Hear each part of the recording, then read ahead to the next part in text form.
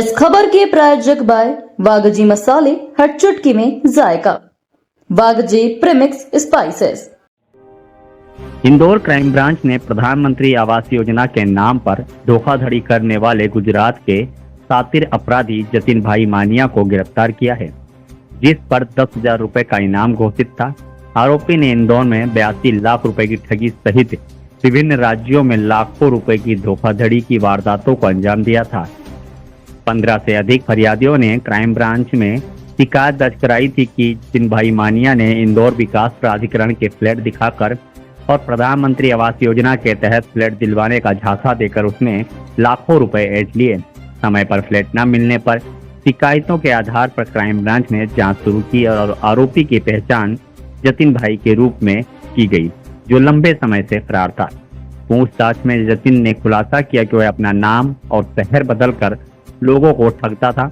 वह ओलेक्स के जरिए इंदौर में किराए पर कमरा लेता था और रूम रेंट व उनके परिजनों को निशाना बनाता था। उसने दावा किया कि उसकी कंपनी द बिजनेस एम्पायर सस्ते दामों में प्रधानमंत्री आवास योजना के तहत फ्लैट दिलवाती है।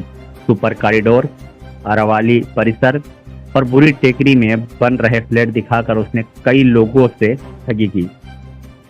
आरोपी ने अहमदाबाद में आरटीओ अधिकारी बनकर 10 लाख रुपए और नौकरी दिलवाने के नाम पर 20 लाख रुपए की धोखाधड़ी करना भी स्वीकार किया। इसके अलावा अहमदाबाद, मुंबई और गुजरात जैसे राज्यों में भी उसने कई ठगी की वारदातों को अंजाम दिया। वर्तमान में पुलिस ने आरोपी को रिमांड पर लिया है और पूछताछ जारी है। पुलिस को उम्मीद है कि पूछताछ में और भी बड़े खुलासे हो सकते हैं।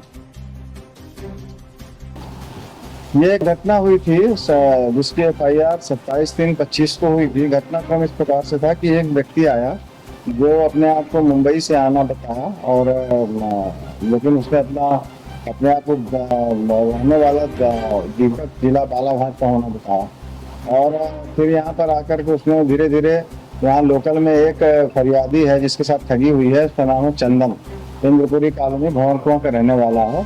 तो उसके साथ धीरे धीरे इसने दोस्ती बढ़ाई और इससे जब दोस्ती हो गई उसकी तो ये साथ में रहने लगे।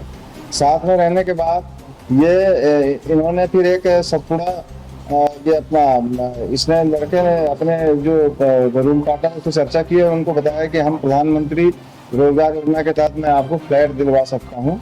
और उसके लिए इसने इस लड़के को सतपुड़ा परिसर, सुपर कॉरिडोर और अरावली परिसर, भूरी टेकरी, यहाँ पे प्रधानमंत्री आवास योजना के कुछ फ्लैट इसने दिखाए।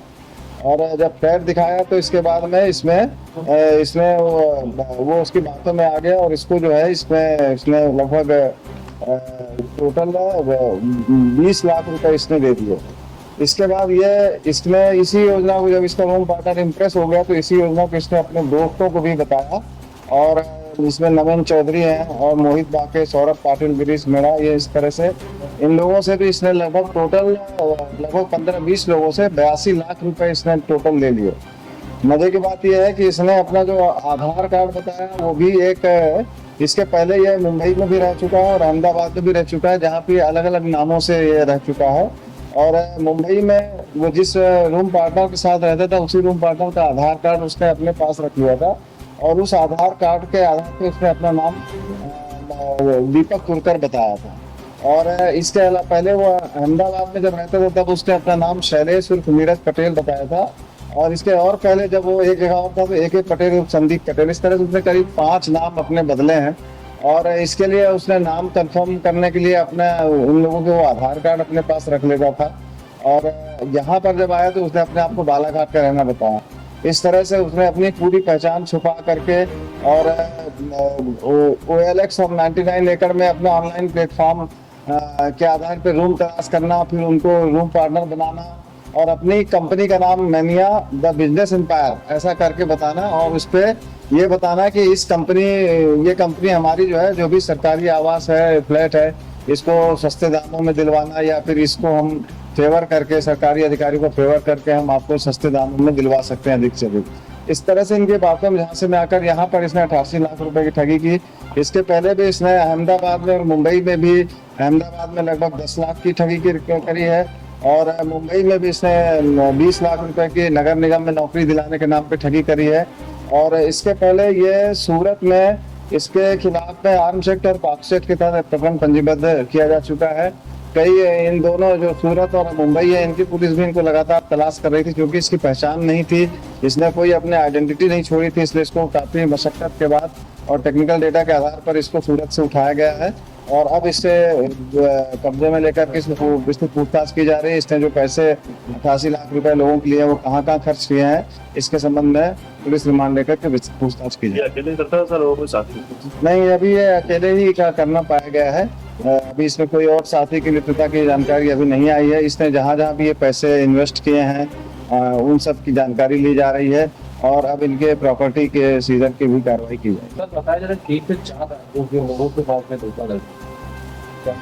बिल्कुल सही है। ये अहमदाबाद में भी और इवन मुंबई में भी है। मुंबई में जिस दीपक तुर्कर इसका एक कोई इसने रूममेट बना लिया था और बाद में उससे भी उसने पैसे उधार लेने के नाम पे पैसे ले लिए और फिर उसकी मोटरसाइकिल गाड़ी वगैरह खरीद ली और उसी का आधार कार्ड लेकर के वो यहाँ पर जब आया इंदौर में तो उसको अपने आप को इसने दीपक तुर्कर बताया। इस तरह एजेंट भी बनाया क्या? नहीं, ऐसा अभी एजेंट नहीं बनाया। ये जिसके साथ रहता था उसको भी बेवकूफ बनाता था, उसके साथ भी ठगी करता था और उनके साथियों को भी इन्वॉल्व कर देता था पैसे इन्वेस्टमेंट करने के लिए। सर इसमें लौटते ही गिरफ्तार कहाँ से गिरफ्तार? इसको बाहर से इसको सूरत में कैसे उठा कितना फरियादी? इसमें अभी 15 से 20 फरियादी अभी इंदौर के हैं जिन लोगों के साथ इसकी ठगी करती है।